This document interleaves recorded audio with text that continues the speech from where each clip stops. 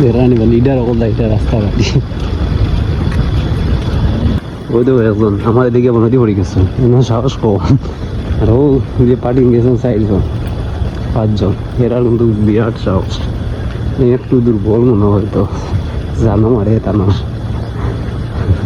বেড়ায়নি অবস্থা পানির ভরিয়াও শান্তি নাই আর কি বন জঙ্গলে দিয়ে ভরিয়া যাই তাই